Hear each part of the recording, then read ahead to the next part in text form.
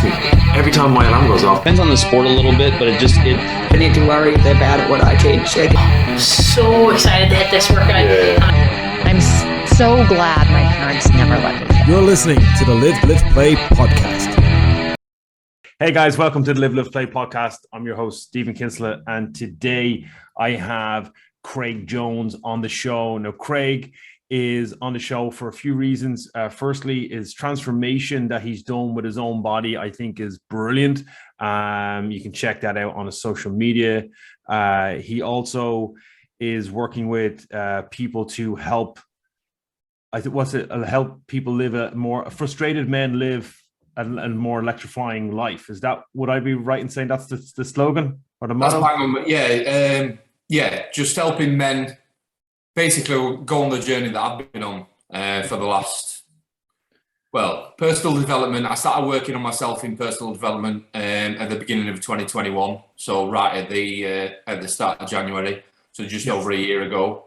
But the physical transformation, it's taken about 3.5 years altogether. I actually got weighed this morning, and I weigh 12 stone 9 now, and I was 19.2 when I started, so it's like bang on 6.5 stone as of this morning. But that side of it's taken like 3.5 years.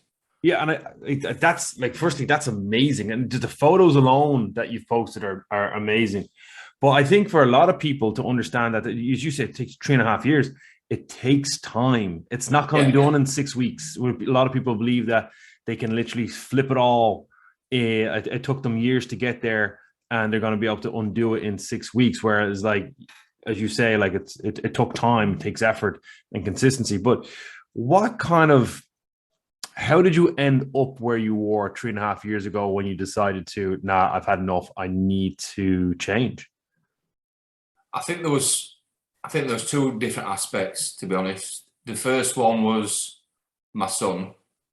So he was starting to get to the age where, like, he's 8 now, but he was starting to get to the age where everything I was doing, he could I was looking at him and thinking he's going to understand what I'm doing now. Do you know what I mean? So, for example, I smoked for about 20 years. Mm-hmm.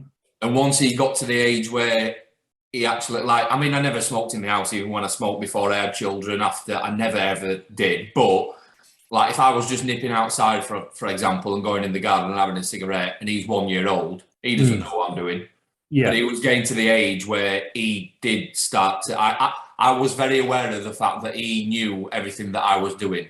Yes. So then it started to play on my mind. So if I smoke, he's going to know that I'm smoking. If I'm unhappy, he's going to see that I'm unhappy. Mm-hmm. If I'm out of shape, he's going to see that I'm out of shape. And all them things kind of started really hitting home to me as he was getting older.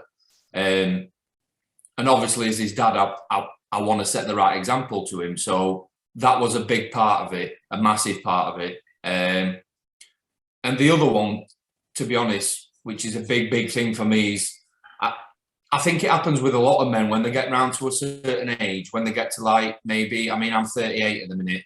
I think round about that mid-30s point, up to maybe about 40, I think a lot of men have the realisation that moment where you just think, no, I can't carry on like this anymore. Because if I do, do you know what I mean? It's like, I'm a big believer in, I actually put a post on yesterday, like saying something to this effect, but I'm a big believer in, like, people need to realise that we only do get one go at this. Yes. I know it's a cliche that people say, like, and it often gets like thrown away. Nobody really takes any real notice of it. But for me, there's no truer statement than that in the world. Like, you only get one go. Mm. And I started to get to the stage where I was thinking, if I don't fucking do something about this, like, I'm going to have some serious regrets. Like, I'm going to get to 50-year-old and it's going to be too late. Because then I'm not going to be able to sort all this shit out. Do you know what I mean? Now I've still got chance. I've still got time at the minute to sort it all out.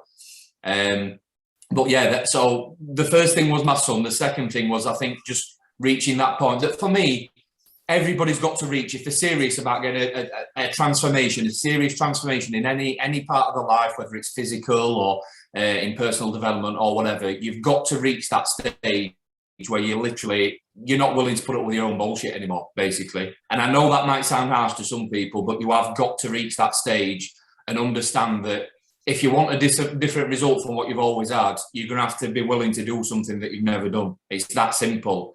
You've got to have that mindset, and you've got to reach that point where you just, you're sick of your own stories. You're sick of the reasons why you can't, because we're all capable. We're all capable. Do you know what I mean? Anybody that we speak to, you, for example, in the gym, everybody, unless they've got something medically wrong with them, is capable of getting the result.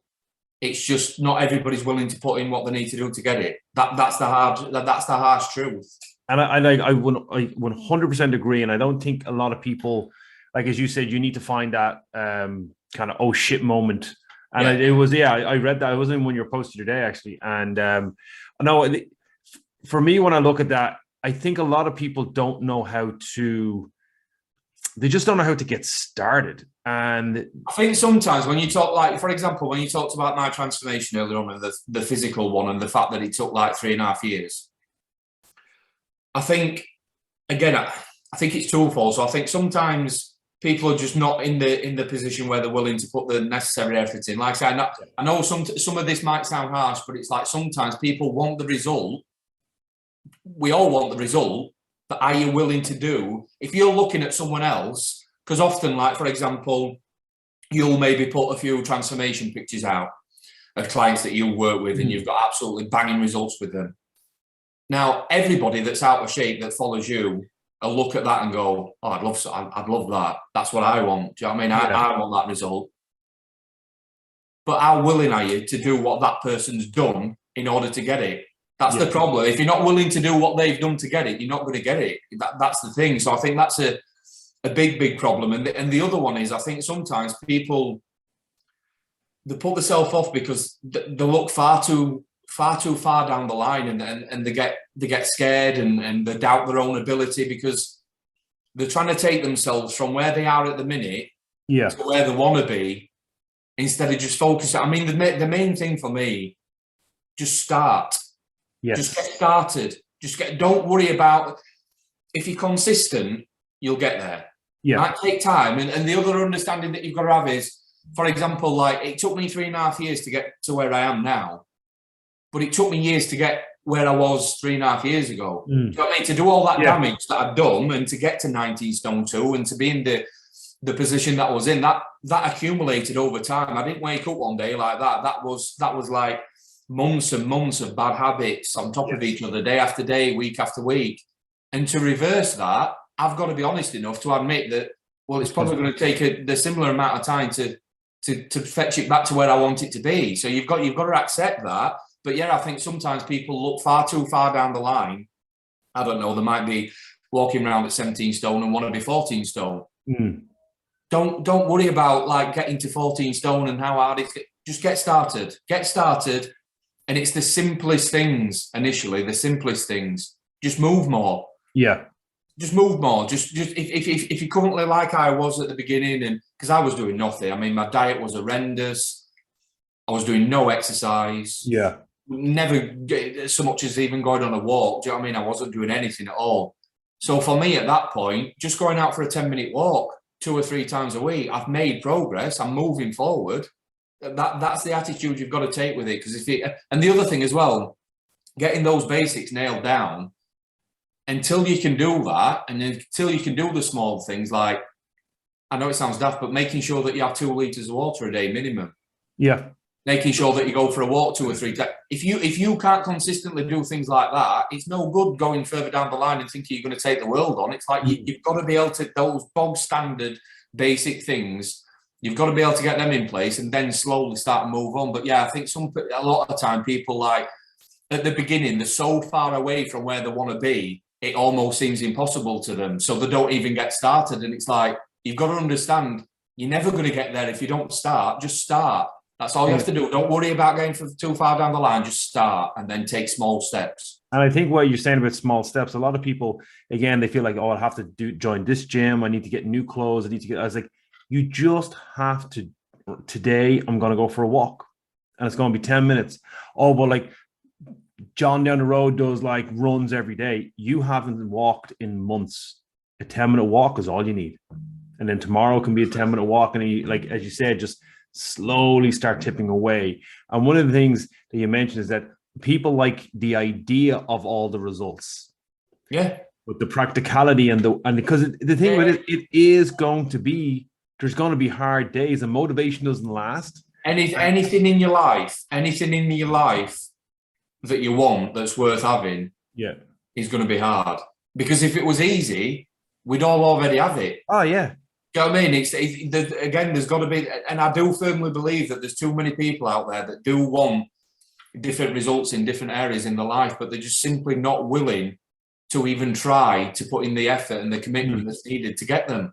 And unless you've got that, it's never going to happen. It's never going to happen.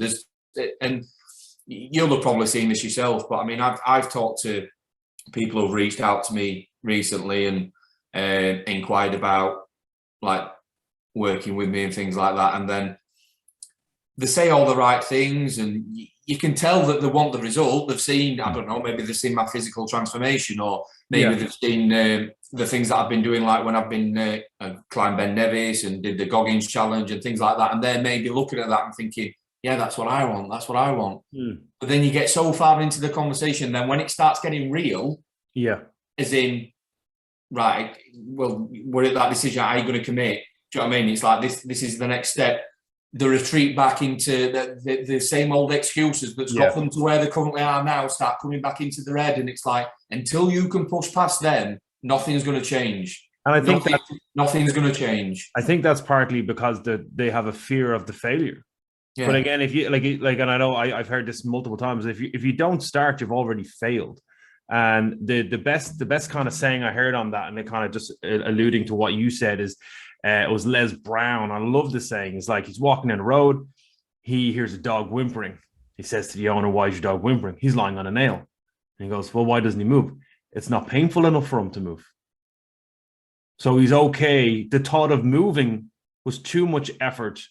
So he'll just slide there and have the pain because it's not enough pain to make him to want to move. Well, this is what I was saying earlier on about like you've got to reach that moment. And I've said from like day one going into coaching, and I genuinely mean this, like it's never going to be a case for me of just getting like numbers through the door and seeing how many people I can get in. It's genuinely not, honestly. It's like I need to know, it's got to work both ways. So I need to know and be confident that I can help that person. Yeah. And by that, I don't mean I'm confident enough to coach them or to provide training or anything like that. I've got to be confident enough that they're at the right stage. They don't have to have it all figured out, because that's what I'm going to help them with. But they've got to be committed. They've got to have decided and be at that stage where it's like, I don't know how I'm going to do it, but I'm going to make the effort. That's all I need. And if I'm speaking to somebody and I'm not getting the right feedback on that, it's like I don't want to come across harsh, but I don't want to work with that person, because it's not going to end well. They're going to end up disappointed. I'm going to end up frustrated. Do you know what I mean? It's not what I want. It's like I fully get that people that I'm going to be working with are maybe been in the situation that they've been in for a hell of a long time, and they are. I mean, I spoke to someone the other day, like a client that I started working with a few weeks back, and he said he was really, really nervous. I think he actually used the word scared at one point. But at the same time, he was committed. So it was scaring him. But again, he wasn't running away from that. He was going, you've got to push through it. Do you know what I mean? It's like, what are you most important about? We always have these conversations with potential clients, and it's like, I'm always looking for like, what questions are they asking? What are they focusing their attention on? Is it on how much it's going to cost them? Which again, I get that that's a factor, but for me, like any program that I've joined ever, or will continue to join moving forward, the main thing that I'm looking for is, what am I getting out of this? What value am I getting out of this? And if that is worth it to me, then that's it. That's all I need. Am I getting value out of this? Am I going to get the result that I'm after? Out of joining this program or out of working with this coach? And that for me is the right way to be approaching it. And if somebody's coming up to you and all they're asking you is about price, or They started making excuses about, oh, I've not got time or whatever. It's putting out the wrong vibe straight away. I'm very adamant that like people have got to have reached that point where they just think, no, something's got to change. I don't know how it's going to happen, but what I do know is I'm willing to put the effort into to do whatever I need to do because this has got to change. That's the kind of person that I want to be working with. And I suppose with yourself, and like I know I've been there and I've seen it with a lot of clients. I've seen clients get through successfully, and I've seen clients kind of recoil and go away, or just kind of is that. And I find it more with kind of people that need to lose a fair bit of weight is that when they start losing the weight, they start realizing why they gained it, and that's something that they don't want to deal with, because a lot of people tend to gain weight because of it. It's a circumstance or a situation that happened.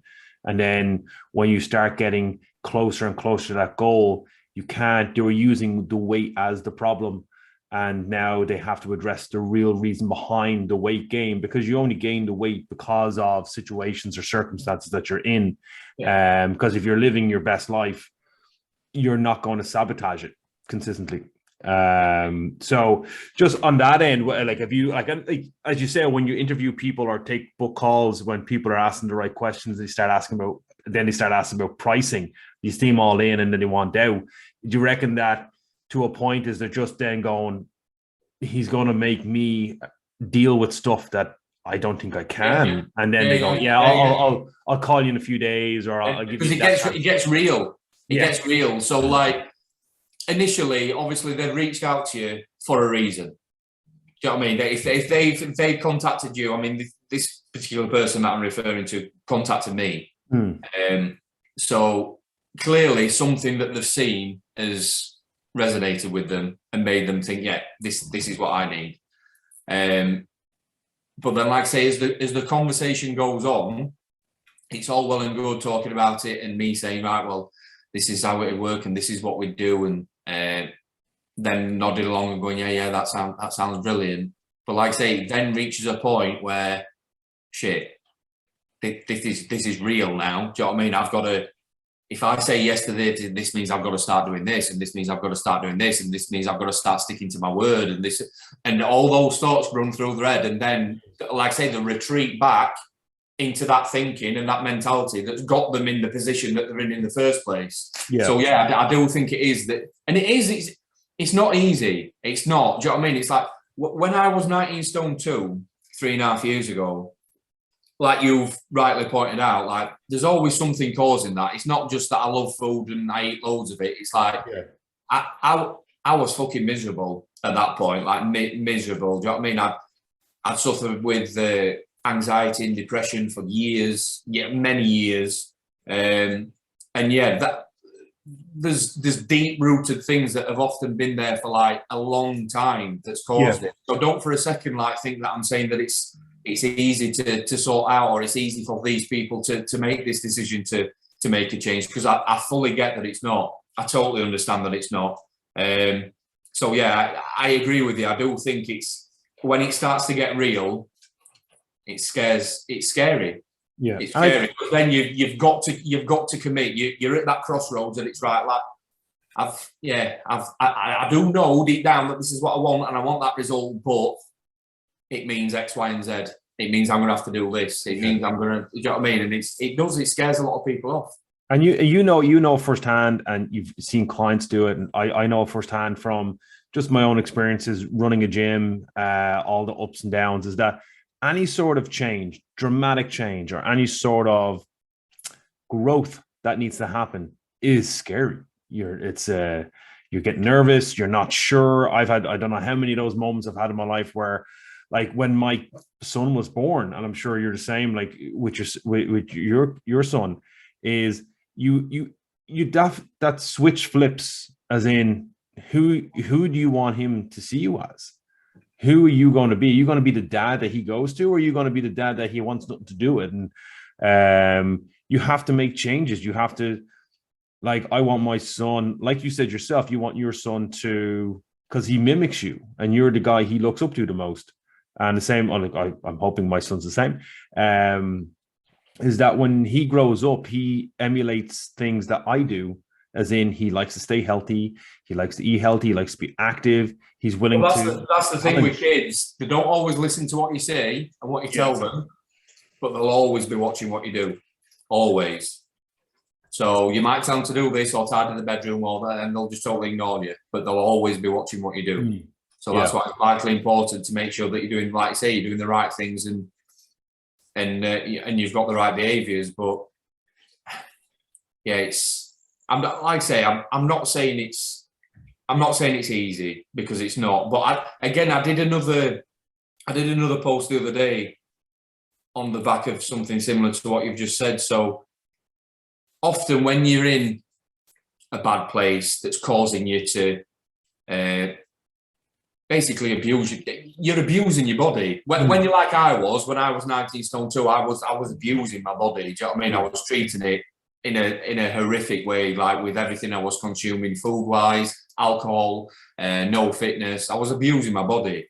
But when you're doing that, sometimes you can feel like it's not an issue because it's only you that's affecting. So if you're happy enough to put up with it, that's fine.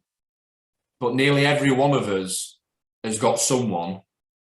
So we've not all got kids. Yeah. Even if you've not got kids, you've got parents, you've got a wife, potentially a partner, brothers, sisters, nieces, nephews.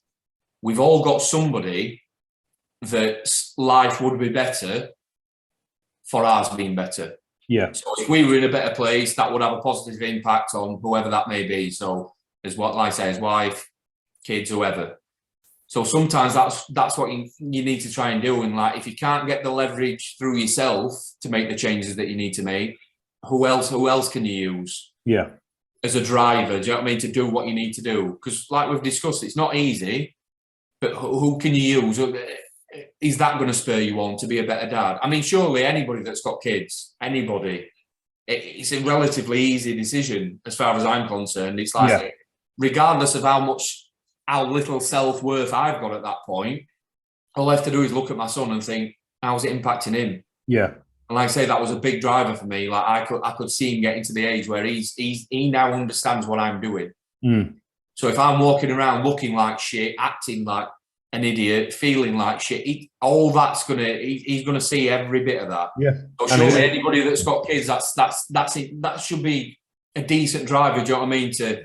To make you do what you don't really want to do because it's making you uncomfortable, but surely that's enough to look at it and think, right, that's the why. That's why I'm going to do it. And they'll grow up as being the norm. Yeah. So if they assume that's normal, then why would they think differently? Because again, like a child only knows its environment. It doesn't know, like you have life experience. You know where you can be. You know where you are. Yeah, a child knows nothing. A child learns everything. Yeah. Like they don't know a thing. They like you say, they pick things up from the surroundings and what they see on a day-to-day basis. So, but yeah, if you've got kids, surely that's a big motivator for you to get started. Like I say, just get started. You don't have to get to the finish line. Just get started. That's all you need to do. And the gas bit is there is no finish line. Like I'm sure. No, it's not. No, that's a very good point. There's not. Well, there's only one finish line, and and you are avoid that as long as possible. Yeah, you are finished at that point.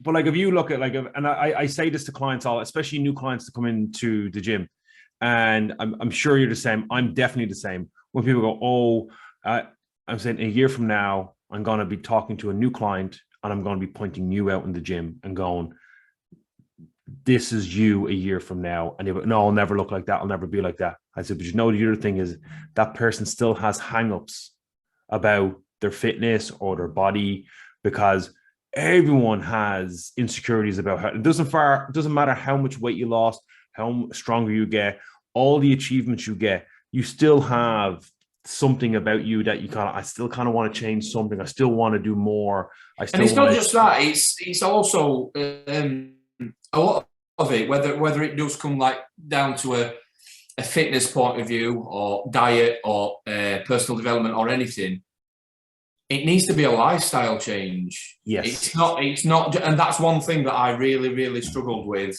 But up until very recently, to be honest, I was always, because even prior to when I was at 19 stone 2, I was at my biggest before I started my most recent physical transformation.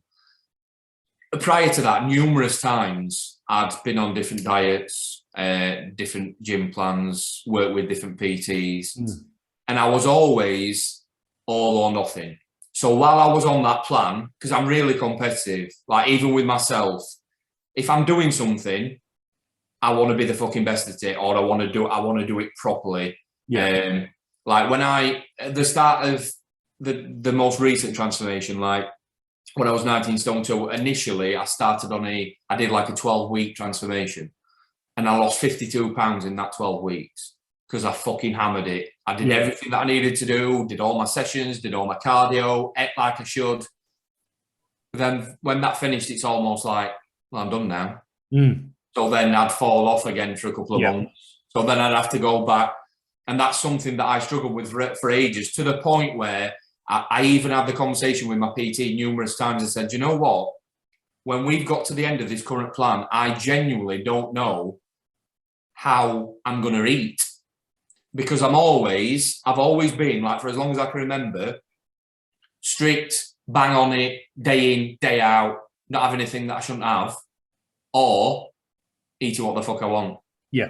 It's like, I don't know what it's like to have a balanced diet. And I know that sounds bad, but I genuinely don't know what it's like. So I'm worried that when I get to the end of this current plan, I'm going to look decent, but I don't know how to live my life from a diet point of view, because I've for so long, I've been all in or all out.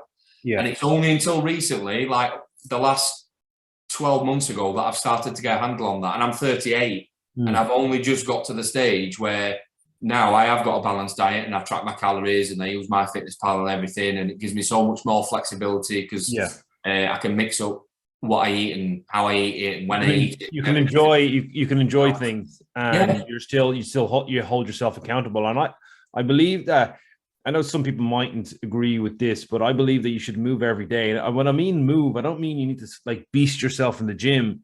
Like there is a time and a place, and I love the gym and I love training, but there's days where every day I have to do something. There's not a day, and the days where I would, like yesterday was a day off from the gym, but then I had to do at least 20 minutes of stretching, at least 20 minutes, because I have to feel like the body is designed to move. And I think when people understand, like, as you said, like it becomes a lifestyle, it's what you do. You're not giving up the world, you're just adding to it. Yeah, and even it is nice, don't get me wrong, it is nice to have a target to aim for. When you initially start out, I'm not saying there's anything wrong with if you start at a certain weight, saying, right, I want to lose 2 stone, or I want to get to this weight, or whatever. I'm not saying there's anything wrong with that, but there has to be the understanding that it doesn't just end there. Yeah. So you get to that goal and it's like, right, cheers, thanks for that, Stephen. That was fucking brilliant. Do you know what I mean? And then they just toddle off and just go and do their own thing, because 3 to 6 months down the line, they'll be exactly back where they started. So there's got to be that understanding that, you're building new habits while you're achieving this goal. So you're making changes to your diet, you're making changes to your fitness regime and everything. But then you're finding a way to maintain them moving forward. And like I say, I've only just got to that stage now where, I set myself at the start of this year. I like to start and set myself things that are basically just non-negotiable now. So that I don't have those arguments with myself anymore. It's like, oh, I can't be asked to do this or what. It's like, no, if it's non-negotiable, it just gets done. That's it. It's not, am I going to do it? And one of those was 10,000 steps a day. So I get 10,000 steps every single day now. It's not up for discussion. It's not, what is the weather like, or can I be asked, or am I tired? It's like 10,000 is the minimum every day. Which again in itself doesn't sound massive, because anybody that's done 10,000 steps in a day, you don't have to go and walk 20 miles. Do you know what I mean? It's not that bad, but it's the consistency that I think. Exactly. Because all them days where you normally only get, some days I'd only get like 3,500, because I'm sat down majority of the day when I'm working on my computer. So quite conceivably, I could have a day where I get 3,500. So if you think how many days are in a year, every single one of those days where I would have got 3.5, I'm getting 10. Yeah. If you add all those extra 6,500 up, and on its own, it doesn't look much. But if you add that up over a year, it makes a massive difference. And that's something anybody can do. It's quantifying, and we do that when it comes to nutrition. Like I had one guy, he'd have 3 cans of Coke a day, and I quantify everything. So I put it into a year. So it's 1,800 cans. I think it was 1,800 cans of Coke a year.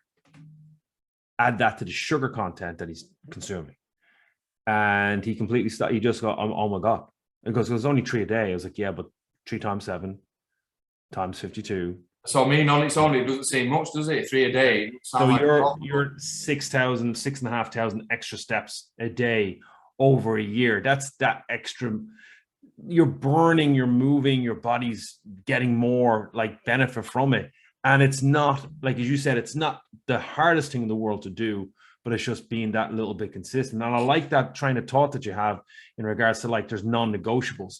I started that a few years ago, and I started with cold showers, every day cold shower. And I think I got like to 320 something days in a year where I had cold showers. I love cold showers. Well, I love the after that. But no, what I mean by it is like, and this kind of reverts back to what we were talking about earlier on.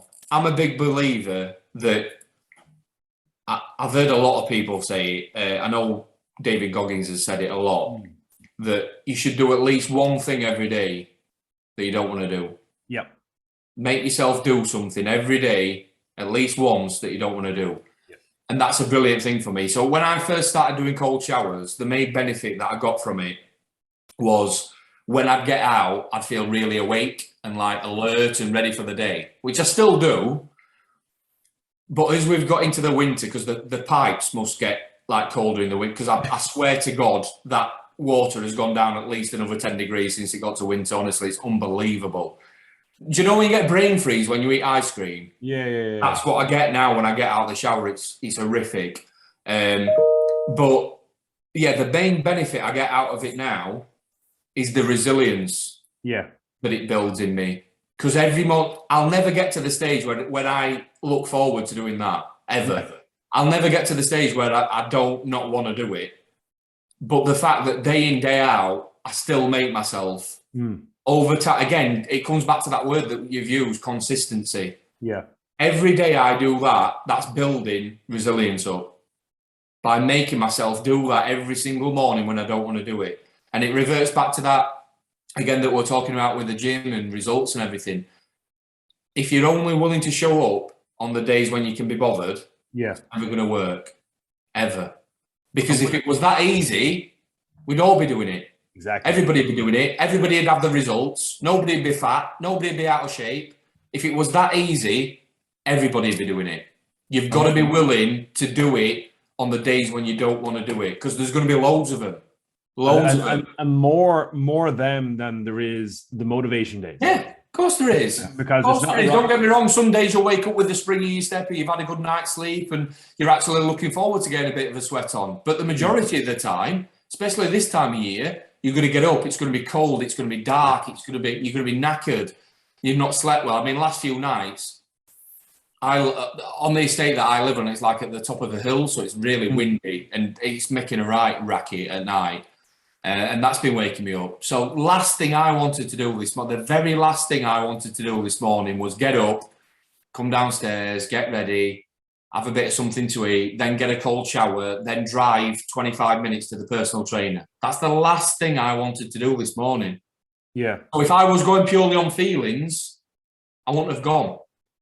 Well, exactly. I'm more bothered about the result. That's what I'm bothered about. And one of the coaches that I work with says it all the time, and I always say it to myself, like when I'm feeling like that, it's like commitments over feelings. Don't go with your feelings, because you never, like you've just said, majority of the time you're not going to feel like it. You're not going to want to do it.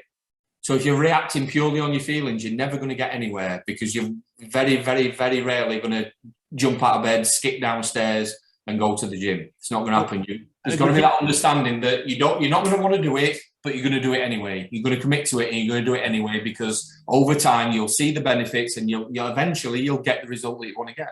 Exactly. And you know, when people talk about delayed gratification, like, so if you make a decision to either, again, work with someone like yourself or join a gym or just start the process of living a better life, it's this time next year, but you can make that into a mini win with delayed gratification. So if you get up and you don't want to shower, but you have it, you don't want to go to the drive 25 minutes to the gym, but you do it. You don't want to do the workout, but you do it. The delayed gratification is that when you're going to bed that night, you are happy that you completed those tasks that you didn't want to do, because it's that initial kind of, I don't want to do it, but the win. And I always think about winning the day, winning the morning. If I get out of bed, if I go for a run, which I started running was one of my non-negotiables because I hate it so much.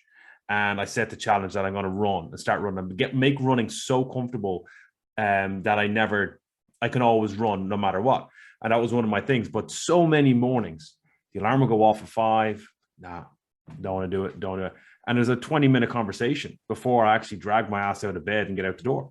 Well, it's weird because often, like, so in that scenario where the alarm goes off, you don't want to get up, you snooze, you end up sacking it off. The reason why you do that is because you want comfort. So you want the comfort of not having to get up when it's cold and it's dark. You want the comfort of staying in your nice, comfy bed, and you want to avoid the discomfort of the work you're going to have to put in at the gym. But what you need to realise is that's only going to. You're doing all that to seek discomfort. The actual opposite is going to be the case, because once all that's passed, so you've had your extra half an hour in bed, you've sacked the gym session off. Later on in that day, you're then going to have the discomfort of not having done what you said you were going to do, not being any further down the line towards your goal. So it's having the opposite effect of what you think it's having at the time. Yeah. You think it's giving you comfort by not going. It's giving you the exact opposite.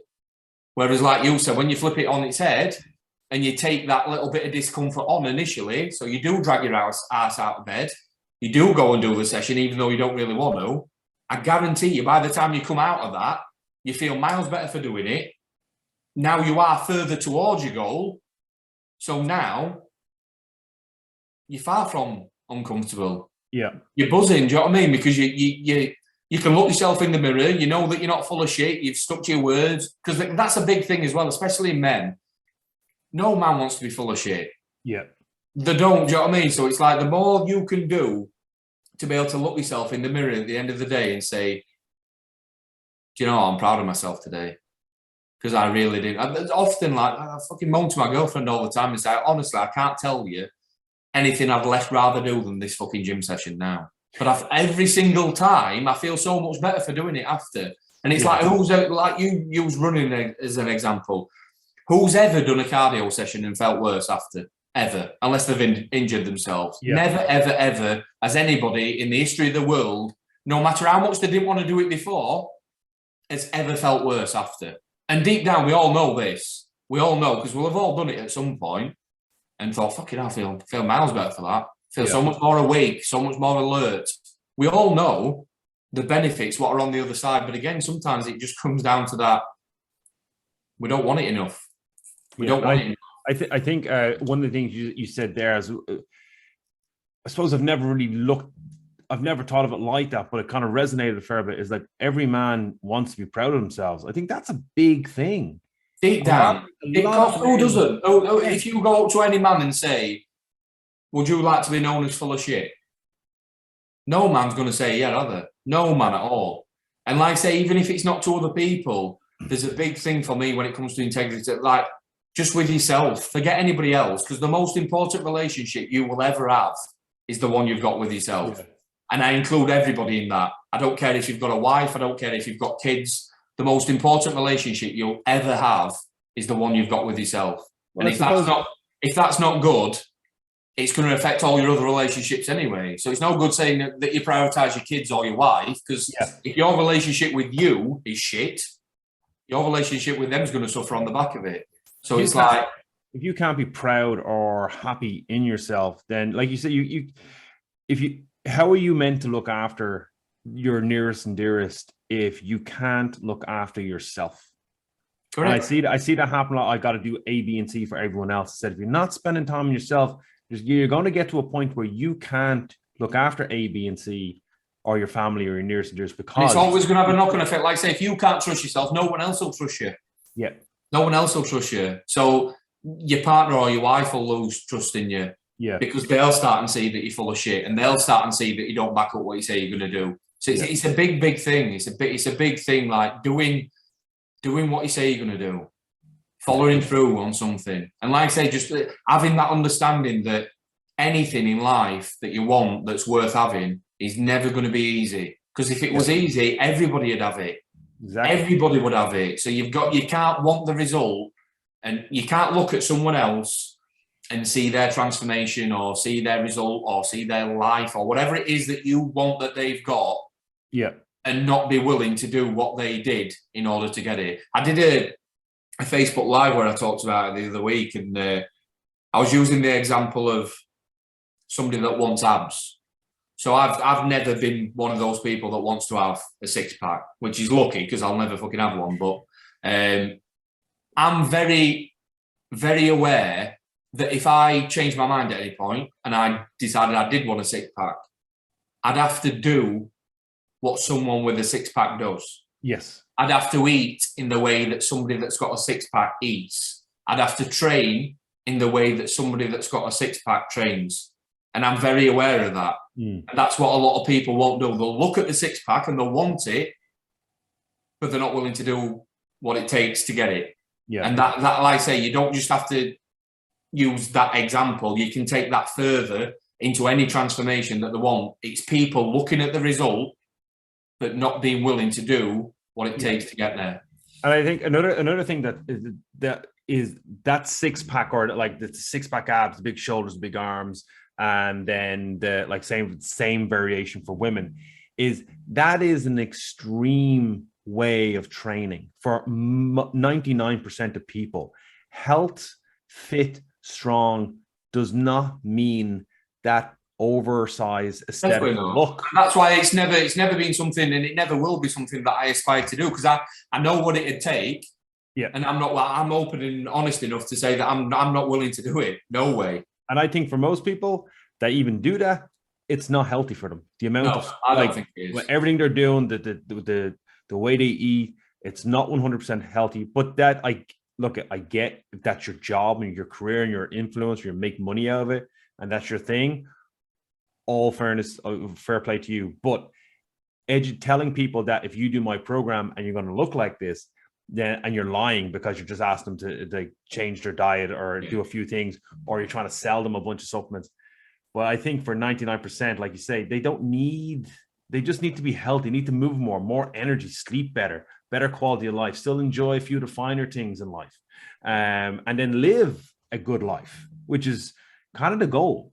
Like, is in live it like you want to be happy in yourself, you want to be happy with your family, your friends, and you want to be productive. For me, that's with the people that I'm working with, that's like, as I alluded to earlier on, like, it's the starting point for me, getting those basics right. It's no good us talking about you wanting to take the world on and you want to do this and that and the other with your life if you can't even take care of the bog standard basic things. Do you know what I mean? Like, your water intake, having some control on your diet, getting at least X amount of steps in a day, doing a little bit of exercise. If you can't stick to those simple things, it's no good talking about everything else. So that's always where I'll start with somebody. Then we can start working on the other stuff once we've got all that nailed down. But yeah, that's a big thing for me.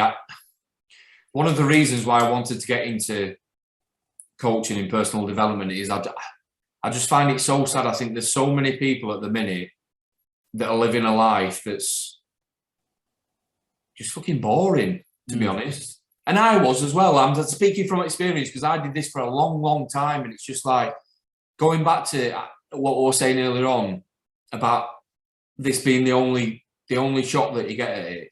And it's like, that's real. You are only getting this one go. And I think there's far too many of us that are just wasting that opportunity. And we're going to have so many.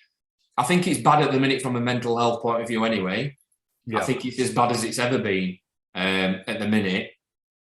I don't think like the last couple of years have probably helped. That's probably made it worse, to be honest, with everything that's been going on. But yeah, I just think there's so many people that are even if they're feeling like shit now, they're going to feel 10 times worse when they get to 50. Yeah. And then they've not done anything about it, because it's like, you're not getting the chance to turn the clock back now. That's it. Do you know what I mean? It's like that's it. Damage is pretty much done. Yeah, you don't get another go at it. So yeah, that's a big driver for me. So that's one of the main things that got me into it. Because again, I just want to, like I said at the start, I want to help people go on the journey that I've been on. Yeah. Like the benefits from a personal development point of view that I've like the habits that I've picked up, the lessons that I've learned over the last 12 months is mind blowing. Do you know what I mean? It's like, it's life changing. I'm being serious when I say that. Like, I mean properly life changing, and that's what I want to be able to do for other people. And where, like, I suppose you kind of answered that, but what was the point? What was the catalyst point for you to go, right, I'm gonna create Inspire. I'm gonna start working with guys, and I'm gonna help them get there. So, what was the trigger or the catalyst for you to go? Because you were doing it. I'm gonna do it. I'm gonna help other people.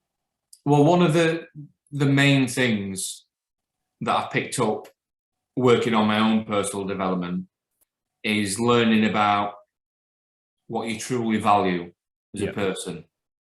So, like, I spent a lot of my life probably suffering from depression and anxiety. There was other reasons behind it, but things that probably contributed to it carrying on or it getting worse or whatever it is. I spent so much of my life doing things that I didn't value. So I used to go out and get pissed all the time with my mates, but deep down I didn't value that. I was doing that because that's what they were doing. That's not what I wanted to be doing. Working in jobs that I hated, absolutely hated. So I'm spending like a massive portion of my life, again, doing something I don't value at all. And I'm a big believer in that, like being honest with yourself.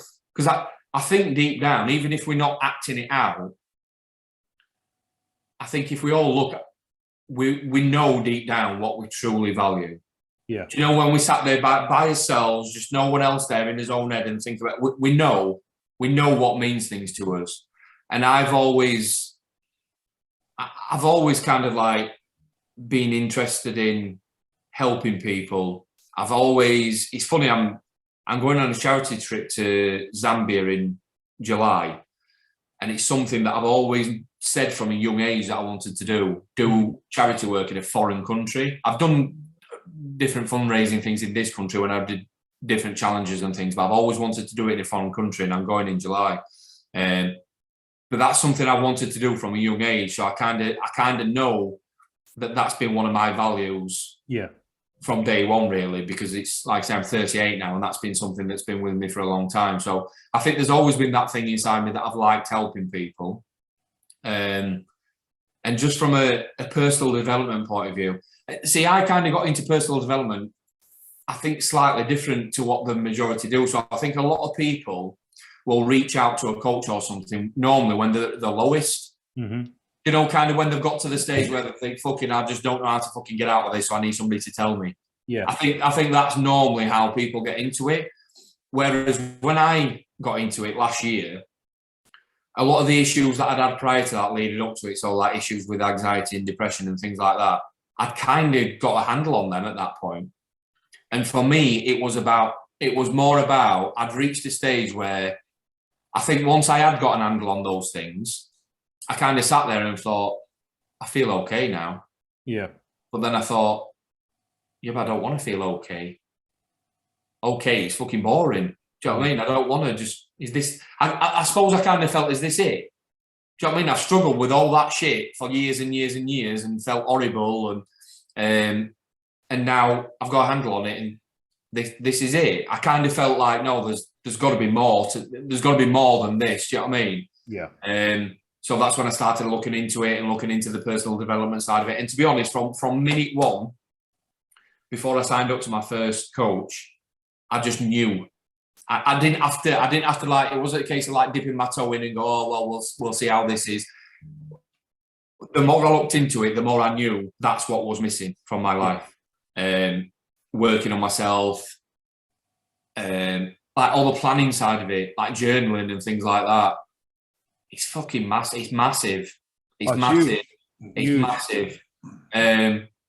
So yeah, just all things like that, creating a life that excites me, which is exactly like I say, it's exactly as I've described it for the people that I want to be working with moving forward. I want to help people create a life that excites them. Do you know what I mean? That really, really fucking lights a fire in the belly and makes them want to jump out of bed in the morning, rather than, because I think that, again, I said it on a Facebook post the other day, but I think too many of us, we're not even living, we're just existing. Yes. If you're going to do a job Monday to Friday that you fucking barely even like anyway, you're coming home at the weekend, you're not really doing that much, you might be having a drink, you might be watching a bit of fucking shit telly or whatever, and then you're getting back up Monday and doing it all again. That's not living, that's existing.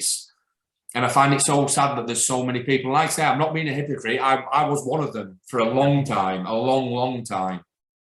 But I just, it doesn't sit well with me that there's so many people living a life like that, because there's so much more that we can be doing with it. Do you know what I mean? Go and do more of the shit that you really enjoy, that you really like, that gets you really excited. Go and do more of that while you've got the chance, because eventually you're not going to be able to. It's going to be no good turning around and jacking that shit job in when you're 50. You may as well stick with it at that point. Do you know what I mean? It's going to be no good thinking about ending that relationship that you've been in for the last 10 years that deep down you know you shouldn't be in, because you don't really like each other, you don't really get on, but you're scared of being on your own. Do you know what I mean? You can't do anything about that when you're 50. It's too late then. You may as well just stay together. Same as all these experiences, like people say, oh, I'd love to do this one day, I'd love to do that the other day. Go and do it. Yeah. Go and do it. Nothing's stopping you. Do you know what I mean? Go and do it. That's a big thing. A lot of people, and I kind of like to, like, I get set targets and set expectations of the year, and it's like I want to do this A, B, and C, and D, and people, and you get like, oh, well, why would you do that? I was like, because it's an experience, and whether it's going to be a really good experience, like I think everything in life is an experience, and what you take from it, you can always take a positive from every experience, whether it's the experience was a bad one or a good one, or you break up with someone, or you leave your job, or you get sacked. There's always a positive end to it if you look. Well, it's funny you should say that, because the negative experiences for me are the best ones, because they're the ones that make you grow. Yeah. In fact, we often seek this comfort, but if you went through a life where you didn't have any of these negative experiences and nothing was hard, it'd be fucking boring. Yeah. It'd be boring because you never learn anything. Exactly. It's the struggles and the hard parts that's where you learn. That's where you grow. That's where you become a bigger person. Yes. Through things like that.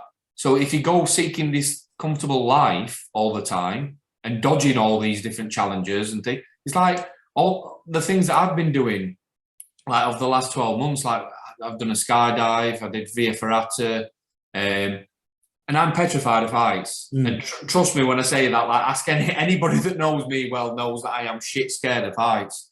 But that's why I'm doing it, because at one point in my life, I used to convince myself I'd never be able to do anything like that. I used to have that negative mentality. I'll not be able to do this. I'll not be able to do that. I can't do this. I'd see somebody else do it and go, yeah, but it's different for them. I can't do it because of this. That's the main aim for me now, getting past all that bullshit. And I've proved, you know what I mean? At one minute I'm saying I don't like heights. The next minute I'm jumping out of a plane at 15,000 feet. That just goes to show that you've got to get past your own bullshit. Yeah. That's all it is. You know what I mean? Get all those stories out of your head and go and prove to yourself that you can do it. And the bigger challenge that you set yourself, when you do it and you come out the other side, the amount of pride that you take from it, and the amount of confidence that you take from it, that you then take on further into your life, and that's how you grow. If you dodge situations like that and you seek out this comfort all the time, you don't grow at all. You're just floating along in life. Yeah, and you're saying the same things that I think a lot. You have to put yourself out of your comfort zone to grow, and then the experience. Like again, you don't want to just kind of sitting there. If you, on your deathbed or the day you get to the gates of heaven, whatever you believe, or you're going to hell, it doesn't matter where you're going. If whatever you believe, whatever your faith is, or whatever is going on in your brain, but on the last day, how are you going to look back? Like you're going to look back with a ton of regrets, going, "I got through it," or "I'm glad I did this, and my family's happier, and I'm happier." And like I used my body and I used my mind to the point where it's time to go. That's it's no coincidence, you know, when somebody has a near-death experience. Yeah. It's no coincidence that every time that happens, their outlook on life drastically changes. Yeah. And how they behave drastically changes because they've been that far to not having that opportunity anymore. And they're shit scared because they're thinking, I could have gone then, having not done this, not done that, not done the other. So now I've got this second chance. I'm going to go out and I'm going to do fucking everything. And it shouldn't take a near-death experience to understand that one day you're not going to be here anymore. Yeah. So we need to start thinking like that more in his everyday life rather than just when we're on his deathbed. Do you know what I mean? Understand, because like I said it before, I know it's a cliche. I hate that. I hate cliches because they just get thrown around and like nobody really takes any notice of them because it's such a cliche. But there's no truer statement than that. This is not some kind of like hippie bullshit that I'm coming out with. It's you only get one shot at it. That is it. That is guaranteed. That's not my opinion. That's not your opinion. That is fact. So make the most of it. Do you know what I mean? Don't get to, because if you're feeling shit now that you're not doing X, Y, or Z, or your life's not where it wants to be, but you do nothing about it, just think how shit you're then going to feel when you get to 50. And then some of the things that you're worried about now, you can't change or it's pointless changing because it's too late. Yeah. So do something about it now. And the other thing that I put, like, I think people go wrong is they get too hung up on the past. So they'll start dwelling on what they've not done. Yes. The things that they've not changed previously. It's like, don't worry about that because you can't do anything about that now. But what you can do, what you 100% can do, is decide what happens from this day on. That's 100% in your hands. Yes. And I'm a firm believer of that. Same as like people that, don't get me wrong, I know a lot of people have had certain things happen in their life that have been bad or that have probably caused them to be in the position that they're currently in. Yes. So that could be a bad relationship. It could be a bad childhood. I get that there's a lot of, again, I'm speaking from experience, so I know there's a lot of reasons why people could be where they are now. And again, I don't want this to come over as being too harsh, but let's use the example of if something did happen in your childhood. So if something happened in your childhood and you struggled with that throughout your life, when you were a child and that was happening to you, you didn't really have a choice. You didn't have a say in the matter. Do you know what I mean? It's like you were a child. It's whatever's happened. But now you're a full-grown adult and you're in charge of the decisions that you make, the thoughts that you have, what you choose to do or not do is down to you now. Yeah. So whatever's happened to get you to the stage where you've got, that's fine. But whatever happens moving forward is down to you and you've got to accept that. You've got to take ownership of that. Yeah. So you've got to, because too many people sometimes will hang on to the thing that's got them to where they are now and use it as an excuse for why they're then not going to move forward. And there's a thing that I heard. I listened to a different a psychologist, and it was about when you look back on the past or you have a feeling or emotion attached to something, is that if you say I'm angry about the past or what happened to you, let's say as a child or anything for that matter that was a bad experience, rather than instead of saying that, going, I feel angry about the past. But I'm angry about the past means you're angry as a person now about the past. But I feel angry about that situation. How I feel today is up to me. Well, all that just comes down to language, doesn't it? It's like, again, that's massive. That's a big thing. Like how you talk to yourself is huge, massive. Just little tweaks, like you just said, make a huge difference.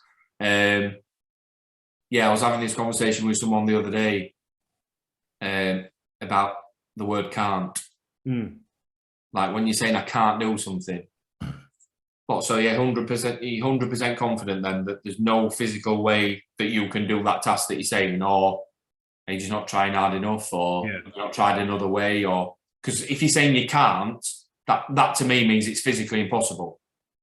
But often when people are using the word can't, it's not that they can't. It's just either that they've not tried another way or they've not tried hard enough or whatever. So language is massive. Oh yeah. How you choose to word things. But I think that's a big thing. I think we've all got a reason as to why we've ended up in the situation that we don't want to be in.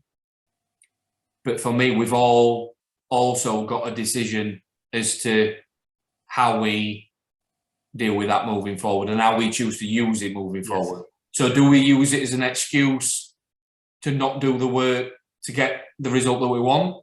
Or do we use it as a driver to go out and do the work to get the result that we want? Two totally different ways of looking at it. There's something that often gets shared on social media. I see it all the time, every now and again, where there's two brothers and one's an alcoholic and one's a really successful multimillionaire businessman, got a wife, 3 kids. And somebody went up to them both and asked, how did you end up where you are? And they both answered with the same answer and said, my dad was an alcoholic. Yeah. So one's obviously used it as the reason to why they are, whereas the other ones used it as a driver to say, well, that's all I need to push me in the other direction. So it's all about how you use the situation and the scenario that's got you to where you are now. You can use it as something to hang on to, which again, I keep saying it, I don't want it to sound harsh, but sometimes it's a fact that people will hang on to that because that gives them an excuse to not do the work. Yeah. They've got something to fall back on. It's because of that. It's that's fault. It's that's fault. Because then they don't have to go, it's my fault. Yeah. Because I'm not willing to put the work in. So it's not my fault, it's that's fault. Or you can use it as a driver and go, do you know what? That was fucking shit that happened. But because of that, I'm going to do this. Yes. So it's all about how you frame it. That is it's massive. Like you say, it's asking the right questions, the right word. I know like we're kind of pushing near the hour and I don't want to take up too much of your time. So there's always a question I like to ask people. And most people say, oh, what do you look for? What do you aspire to? And I find that this question kind of stumps people a little bit. But I think you really get good answers out of it. So what would be your biggest fear? And it can be like, as I say to people, it can be like a work thing. It can be about family. And I always say my biggest fear is, and it's kind of based off that story you told about the 2 guys with the dad issue and what way they took it, is I want to be the dad that my son deserves. My daughter, sorry, I have a daughter now, so I can't forget her. But my biggest fear is not being that person, because I didn't have it. I didn't have it as well as I kind of what I would have wanted, and that would be one of my biggest fears, is falling short on being the dad, regardless of what the business does or what I do as a person and what you think of me and what other people think of me. At the end of the day, it's what my kids see and what my kids want. That's my biggest fear. So when they grow up, what will they say about me because of my own experiences? So to kind of the question to you, what would it be for you? Or it'd go back to what we were talking about earlier, which was one of the main drivers for me getting into coaching and personal development and everything else. My biggest fear would be having regrets. So getting to a certain stage in my life, not necessarily the end of my life, but so far down the path to a point where I look back and I go, I wish I'd done that differently. Yeah. I wish I'd done this. And don't get me wrong, I'm not saying I'm going to go through life and get everything perfect. I don't want to have any regrets. I don't want to look back and think I really wanted to do that, but I didn't have the balls to do it. Yeah. Or I knew deep down that I should have gone for that. And because I'm a firm believer in whatever it is that you want to do, there's already somebody else doing, numerous other people doing it. Yeah. So why can't you? It's like often, don't get me wrong, I know there's like, I'm not talking like when you go to your extreme. So like when I'm talking, I'm not saying that because I like football, I could just turn around and be a professional footballer. I'm not talking about things like that. But when it's something, coaching is a perfect example. So I knew for a long time that this was like something that I really valued, I was really passionate about, and that deep down I really wanted to do. But I convinced myself for a long time, you'll know what it's like yourself. You come up with, because it's scary, because it's new, and because I've not done it before, you get all them bullshit reasons coming into your head as to why you can't do it. And once I got past them, I committed to doing it because I know that it's what I wanted to do. But I did that for that reason that I've just said. I don't want to have any regrets. I don't want to turn around further in life and go, do you know what? I knew that I wanted to go into that and I just didn't have the balls to do it. Yeah. So that's exactly why I've done it. And I've not got it all figured out. I don't know how it's going to pan out. I don't know if it'll work good, bad, average. I don't know. But I'm willing to do what I need to do and find out because I don't want to have any regrets. So that'd be the biggest thing for me, just not having any regrets. No, that's brilliant. It's a good answer. So Craig, for people that are listening to this, and if you're a guy and you like what Craig's saying, and where would people find you? I know that we'll put you like your Facebook link and all that on the comments, but is there any other social media that you're on? No, well, at the minute I've got my Instagram, which is inspire_coaching. My own, I'd probably just say go to my own personal Facebook page at the minute, Craig Jones, because you'll know yourself, like with how Facebook play about with it and all the algorithms and everything. Yes. I'm putting the vast majority of stuff through my own personal page at the minute. So yeah, just go on my personal Facebook page or my Instagram page, and yeah, if there's anybody out there that'd be interested in having a chat with me or potentially working with me or anything that I've said has resonated with you, then by all means drop me a message. Yeah.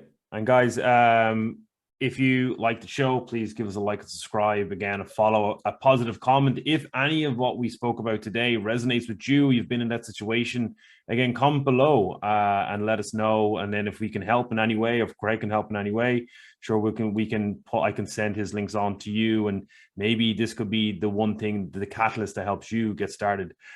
So from me and from Craig, thank you for listening, and I will see you on the next one. Trust me, every time my alarm goes off. Depends on the sport a little bit, but I need to worry they're bad at what I teach. So excited to hit this workout. I'm so glad my parents never let me. You're listening to the Live, Live, Play podcast.